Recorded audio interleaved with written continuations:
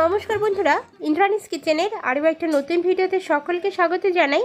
আজকে আমি ঝিঙে আর মুগ ডালের একটা দুর্দান্ত রেসিপি শেয়ার করছি, সম্পূর্ণ নিরামিষ পদ্ধতিতে। রেসিপিটা অত্যন্ত সুন্দর খেতে হয়, ভীষণই সহজ একটা রেসিপি, সহজেই বানিয়ে নেওয়া যায় সাধারণ ঘরোয়া উপকরণ দিয়ে। তো কীভাবে বানাচ্ছি চলুন ঝটপট দেখে নেওয়া যাক ঝিঙে আর মুগ ডালের রেসিপিটা। রেসিপিটা বানানোর জন্য আমি এখানে দুটো ঝিঙে খুব ভালোভাবে খোসা ছাড়িয়ে নিয়েছি। নেওয়ার পরে জল দিয়ে ধুয়ে ঠিক এইভাবে কেটে নিতে হবে, একটু বড় করে কাটতে হবে, খুব বেশি ছোট করে ঝিঙেগুলোকে কাটা যাবে না।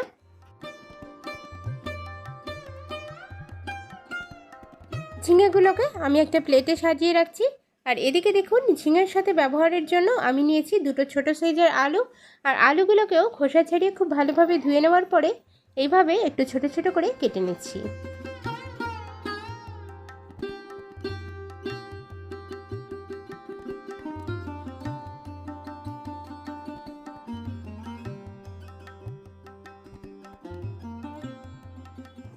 আলুগুলোকে ভালোভাবে ধুয়ে নিয়েছি বন্ধুরা। ধুয়ে নেওয়ার পরে আমি একটা প্লেটে সাজিয়ে রাখছি।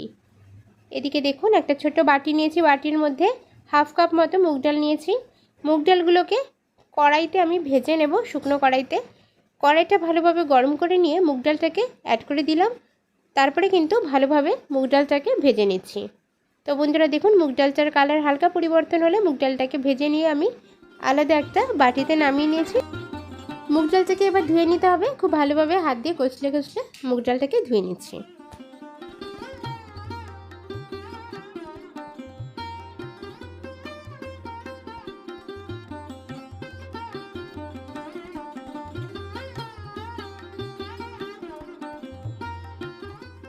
রান্নাটা করে নেওয়ার জন্য আমি সরাসরি কড়াইয়ের কাছে চলে যাচ্ছি। ওভেনে আমি খুব ভালোভাবে একটা কড়াই কিন্তু গরম করে নিয়ে তাতে সরষের তেল অ্যাড করে দিচ্ছি।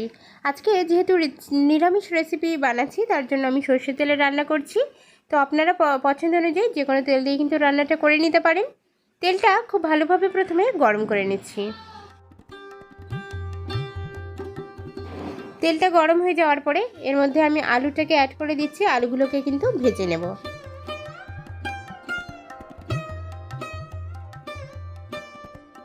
আলু ভাজার সময় আলুর মধ্যে অবশ্যই এর মধ্যে নুন অ্যাড করতে হবে, এতে করে নুনটা কিন্তু আলুর মধ্যে প্রবেশ করবে। নুনটা দেওয়ার পরে এর মধ্যে সামান্য পরিমাণ হলুদের গুঁড়ো আমি অ্যাড করে দিচ্ছি। নুন আর হলুদ দিয়ে আলুটাকে খুব সুন্দরভাবে ভেজে নিচ্ছি।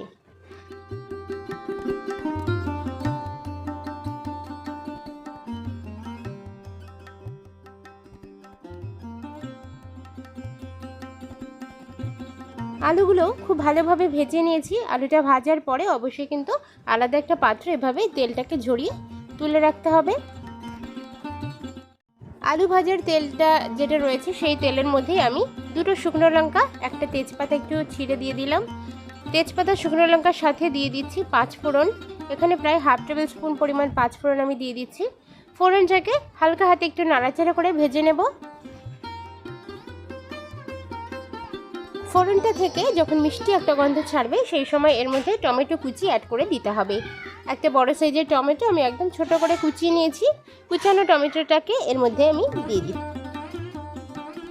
এবার এর মধ্যে আদা আর কাঁচা লঙ্কা পেস্ট আমি দিয়ে দিচ্ছি। শিলনোড়াতে কিন্তু আদা কাঁচা লঙ্কা বেটে নিয়েছি, সেটা আমি দিয়ে দিলাম একসাথে মোটামুটি 1.5 টেবিল স্পুনের মতো।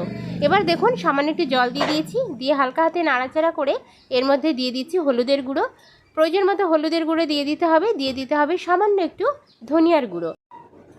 ধনিয়ার গুঁড়োটা অল্প মাত্রায় দিতে হবে, 1/4 টেবিল স্পুনের কাছাকাছি। এবার এর মধ্যে কালারের জন্য আমি কাশ্মীরি রেড চিলি পাউডার ব্যবহার করছি।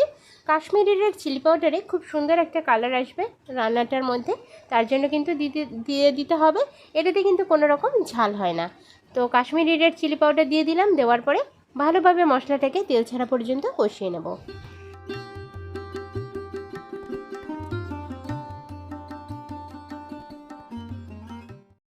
মশলাটা থেকে খুব সুন্দরভাবে তেল ছেড়ে দিয়েছে। তেল ছেড়ে দেওয়ার পরে এর মধ্যে আমি মুগ ডালগুলোকে অ্যাড করে দিচ্ছি। মুগ ডালটা দেখুন, আগে আমি ভেজে ধুয়ে রেখেছিলাম, সেই ধুয়ে জল ঝরানো মুগ ডালটাকে এর মধ্যে অ্যাড করে দিতে হবে মশলার সাথে। আর মশলার সাথে কিন্তু মুগ ডালটাকে মোটামুটি 2-3 মিনিট একটু কষিয়ে নিতে হবে।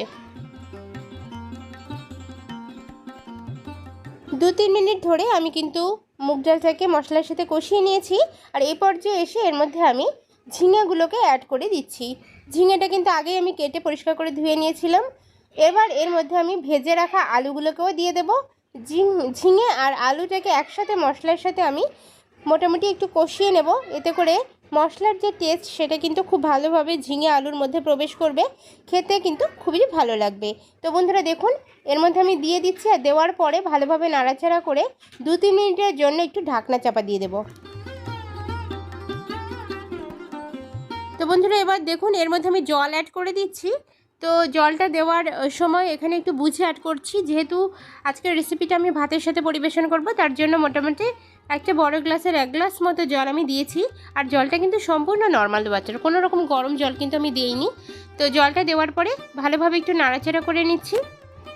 এবার আমি ঢাকনা চাপা দিয়ে কুক করে নেব 5 থেকে 6 মিনিটের জন্য। তো বন্ধুরা দেখুন, ঢাকনা খুলে একটু দেখাচ্ছি। আমি কিন্তু ঠিক এভাবে হাই ফ্লেমে রান্নাটা করছি। তো এখানে রান্নাটা হতে যেহেতু একটু সময় লাগবে, আমি ঢাকনা চাপা দিয়ে আরেকবার রান্নাটা করতে থাকবো। আর এদিকে দেখুন, আমি একটা ভাজা মশলা বানিয়ে নেব। আর তার জন্য একটা প্লেটের মধ্যে গোটা ধনিয়া, গোটা জিরে, 2টো শুকনো লঙ্কা, কিছুটা গোলমরিচ, আর তার সাথে একটা বড় লং এর টুকরো আমি নিয়েছি। একটা অন্য ওভেনে আমি একটা ছোট্ট ফ্রাই প্যান বসিয়ে দিয়েছি। তার মধ্যে এই মশলাগুলোকে দিয়ে খুব ভালোভাবে ভেজে নেব। তবে ভাজার সময় মশলাগুলোতে যেন পুড়ে না যায় সেটা কিন্তু খেয়াল রাখতে হবে। তো বন্ধুরা, হালকা একটু কালার পরিবর্তন হওয়ার পরে দেখুন আমি নামিয়ে নিচ্ছি।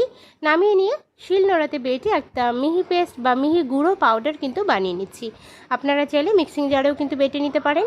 আর এই গুঁড়ো মশলাটা কিন্তু আজকের রেসিপিতে ভীষণই ইম্পর্ট্যান্ট। তো দেখুন, এখানে আমি গুঁড়ো মশলাটাকে বানিয়ে নিয়ে এখান থেকে মোটামুটি 1 টেবিল স্পুন পরিমাণ গুঁড়ো মশলা এই রেসিপিটার মধ্যে আমি অ্যাড করে দিচ্ছি।